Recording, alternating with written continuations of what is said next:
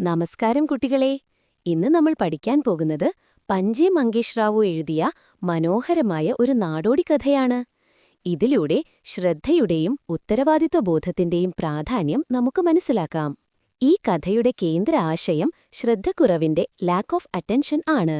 ഒരു കടൽത്തീര ഗ്രാമത്തിൽ ഒരു മുക്കുവൻ കുടുംബം താമസിച്ചിരുന്നു.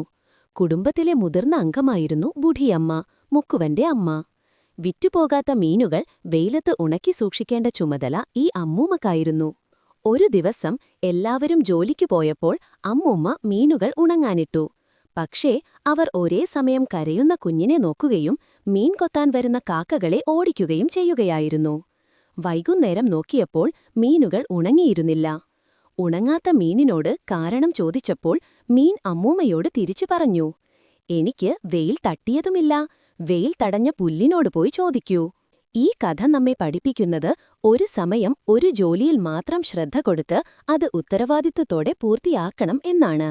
ഈ പാഠഭാഗം മലയാളത്തിൽ നമുക്കൊന്ന് നോക്കാം. കഥ: ചീങ്കണ്ണി മത്സ്യം എന്തുകൊണ്ട് ഉണങ്ങിയില്ല? സീങ്ഡി മച്ചി സുഖി ക്യോം നഹി. കടലിന്റെ തീരത്തായി ഒരു ഗ്രാമമുണ്ടായിരുന്നു.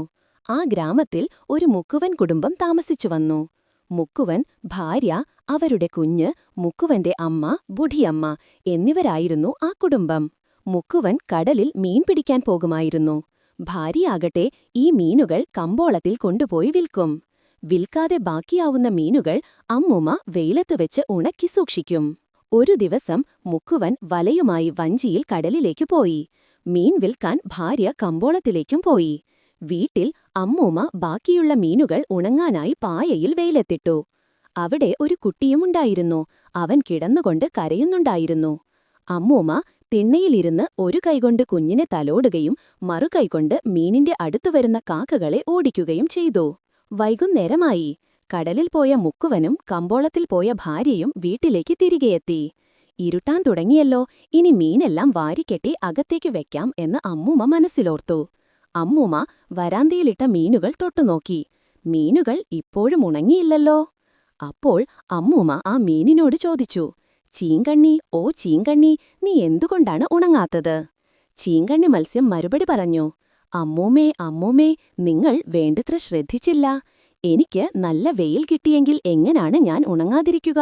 നിങ്ങൾ എന്നോട് ചോദിക്കുന്നതിനു പകരം ഈ പുല്ലിനോട് പോയി ചോദിക്കൂ."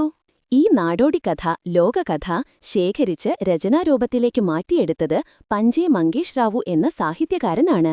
പേര്: പഞ്ചേ മങ്കേഷ് റാവു.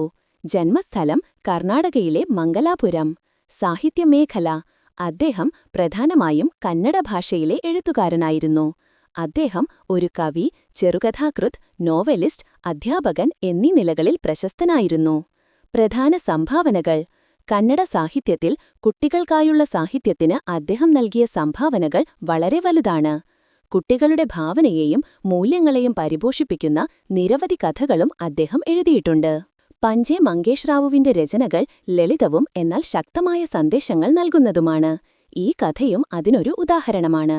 ഇന്നത്തെ നമ്മുടെ ക്ലാസ് നമ്മൾ ഇവിടെ അവസാനിപ്പിക്കുന്നു.